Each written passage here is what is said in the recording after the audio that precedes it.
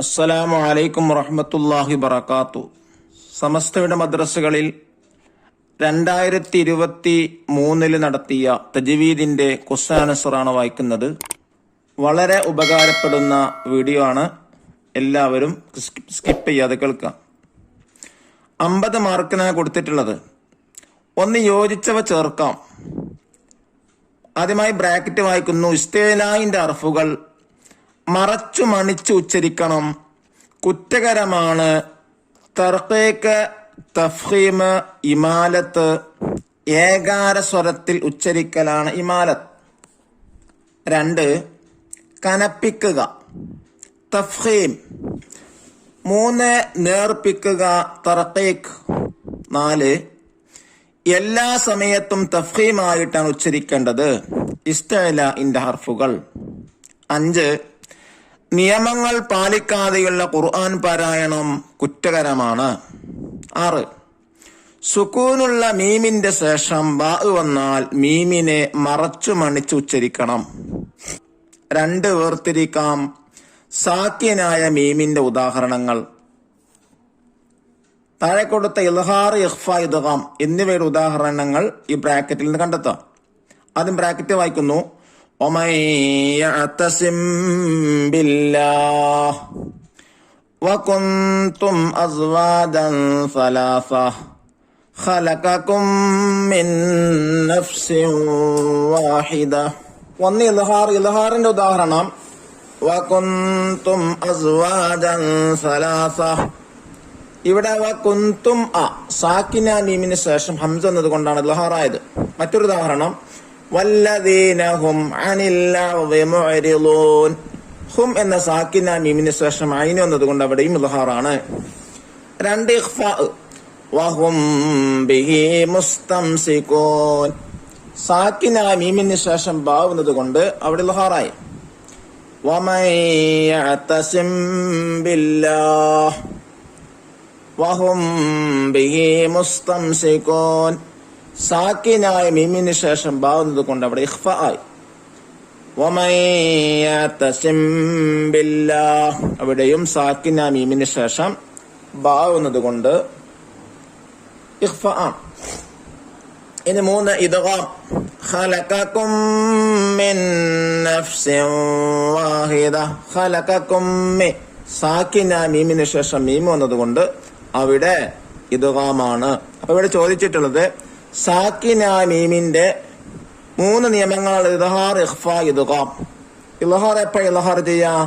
അതെ, സാക്കിനായ മീമിന് ശേഷം ബാഉം മീമും അല്ലാത്ത ഏതക്ഷരം വന്നാൽ ഇൽഹാറാണ് ചെയ്യേണ്ടത്. ഇഖ്ഫ സാക്കിന മീമിന് ശേഷം ബാ വന്നാൽ ഇഖ്ഫ ചെയ്യണം.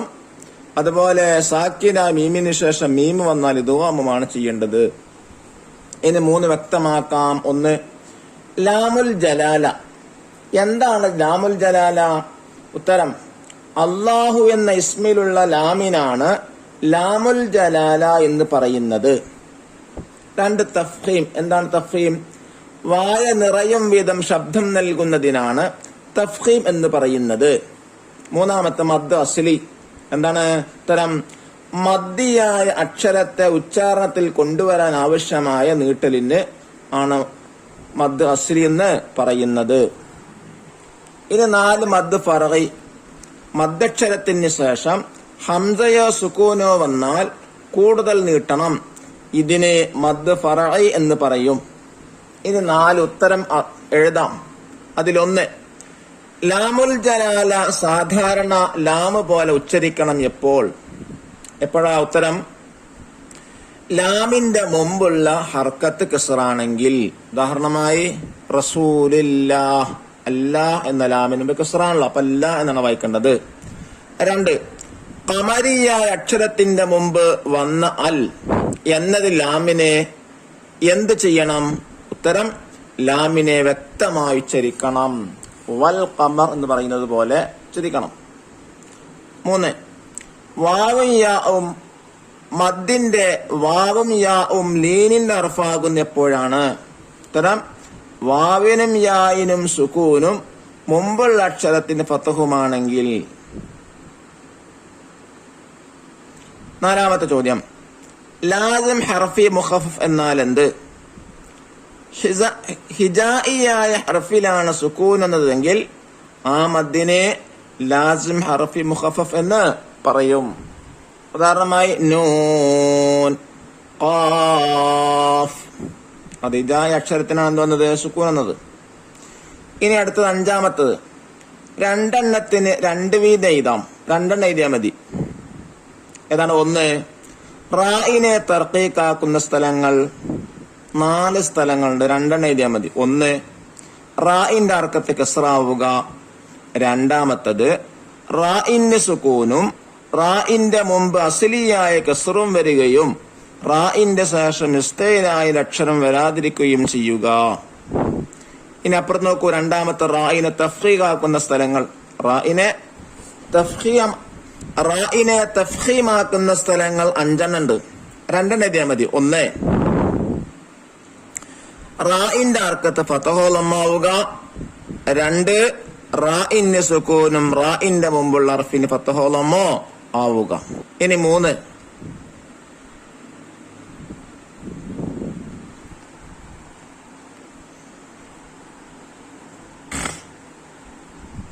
ഖുർആൻ പാരായണം ചെയ്യുന്നവന് പാലിക്കേണ്ട മര്യാദകൾ.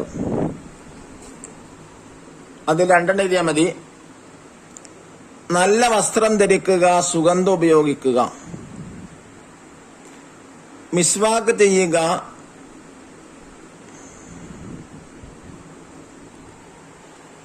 അർത്ഥവും ആശയവും ചിന്തിക്കുക, ഖിബിലക്ക് മുന്നിടുക, ശുദ്ധി ഉണ്ടായിരിക്കുക, ശുദ്ധിയുള്ള സ്ഥലത്ത് വെച്ചായിരിക്കുക, ഭയഭക്തി ഉണ്ടായിരിക്കുക, ഓതുന്നതിനിടയിൽ സംസാരിക്കാതിരിക്കുക, ആശയം ചിന്തിക്കുക, ഖിബിലക്ക് മുന്നിടുക, ശുദ്ധി ഉണ്ടായിരിക്കുക, ശുദ്ധിയുള്ള ഖിറാഅത്ത്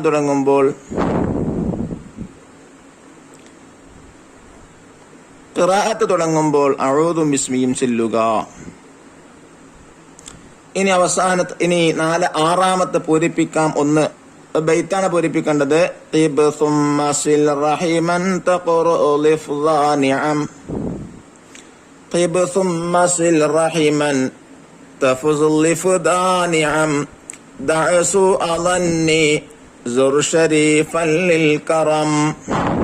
രണ്ടാമത്തത് ഇബ്ഖി ഹജ്ജക വഖിഫ് അഖീമഹു. ഇനി അവസാനത്തത് റായിനെ തർക്കീക്കാക്കുന്നതിന് ഒരു ഉദാഹരണം എഴുതാം. മിൻ ശർരി മാ ഖലഖ ഗൈറിൽ മഗ്ലൂബി അലൈഹിം വലദ്ദാല്ലീൻ.